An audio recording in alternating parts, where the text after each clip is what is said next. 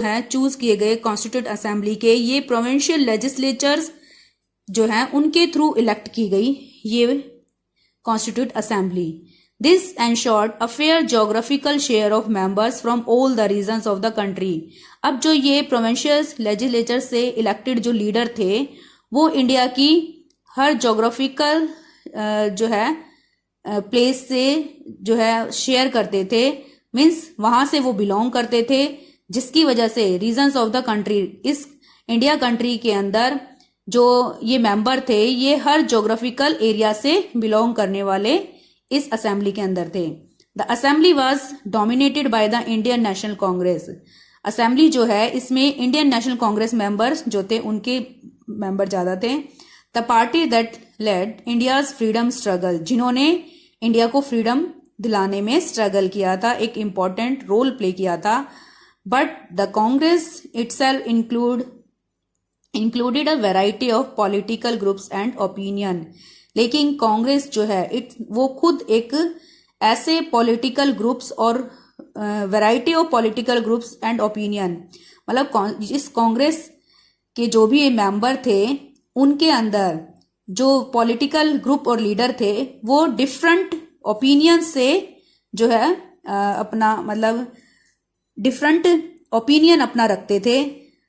The assembly had many members who did not agree with the Congress. Assembly में कुछ ऐसे भी मेंबर थे जो कि कांग्रेस के व्यू से सहमत नहीं थे। इन सोशल टर्म्स टू और अगर हम सोशल टर्म्स से देखें तो assembly represented members from different language groups, caste, class, religions and occupations. अगर हम सोशली रूप से देखें, एस्पेक्ट से देखें, तो जो हमारी सोसाइटी थी वो डिफरेंट लैंग्वेज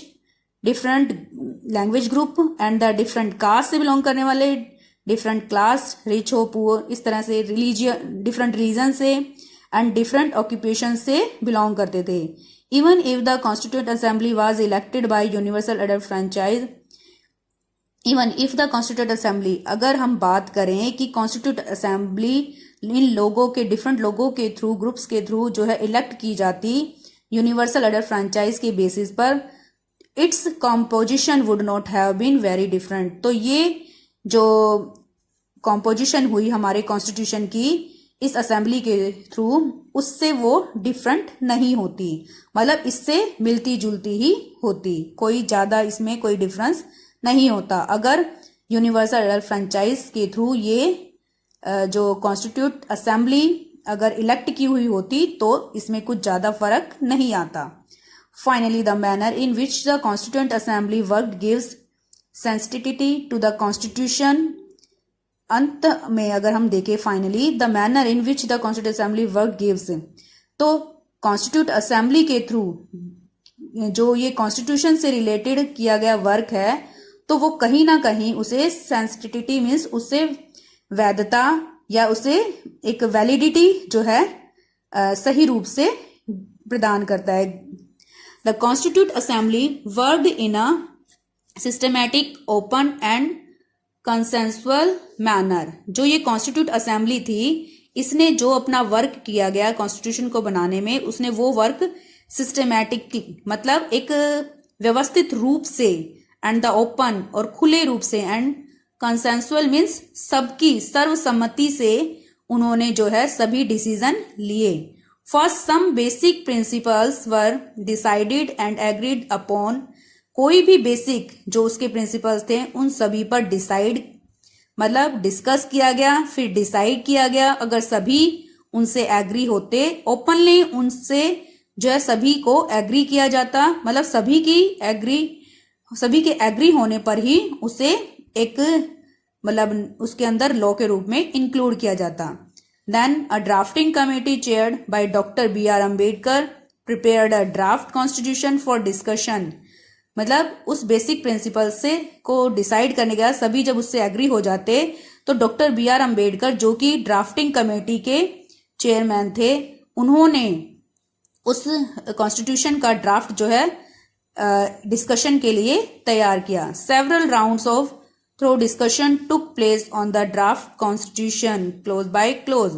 मतलब कई बार इस ड्राफ्ट कॉन्स्टिट्यूशन का जो ड्राफ्ट तैयार किया गया, कई बार हर एक क्लोज पर, मतलब हर एक धारा पर, हर एक उस रूल पर, आर्टिकल पर जो है कई बार डिस्कशन किया गया। More than 2000 amendments were considered, और इसके अंदर the members deliberated for 114 days spread over 3 years, मतलब 3 years के अंदर 114 days तक जो है इसके मतलब इसकी डिस्कशन के लिए मीटिंग्स हुई, और इसमें 2000 से भी ज़्यादा अमेंडमेंट्स जो है इसमें मॉडिफिकेशन जो है, चेंजेस जो है किए गए। The members deliberated for 114 days spread over 3 years, मतलब 3 years में 114 days जो है टाइम इसमें डिस्कशन और मीटिंग की गई। Every document presented and every word spoken in the constitute assembly has been recorded and preserved. हर डॉक्यूमेंट जो भी यहाँ प्रेजेंट किया गया कॉन्स्टिट्यूट असेंबली के through, and every word spoken in the constitute assembly, और हर वर्ड जो इसमें यूज किया गया उन सभी को रिकॉर्ड किया गया और उसे प्रेजर्व करके रखा गया। These are called constitute assembly debates, जिसे कॉन्स्टिट्यूएंट असेंबली डिबेट्स कॉल किया जाता है, और इन डिबेट्स को एक प्रेजर्व करके रखा गया। When printed these debates are 12 bulky volumes, जब इस असेंबली की इस डिबेट को प्रिंट किया गया तो 12 बल्कि वॉल्यूम्स में इसको प्रिंट किया गया। These debates provide the rationale behind every provision of the constitution. These are used to interpret the meaning of the constitution. Means ये जो भी डिबेट हैं ये हमें कॉन्स्टिट्यूशन के पीछे जो भी प्रोविजन है, हर प्रोविजन के बारे में क्या रीजन है उसको अडॉप्ट करने का, या कैसी सिचुएशन में उसको कैसे यूज करना है, ये सभी चीजें जो है एक्सप्लेन की गई हैं। These are used to interpret the meaning of the constitution.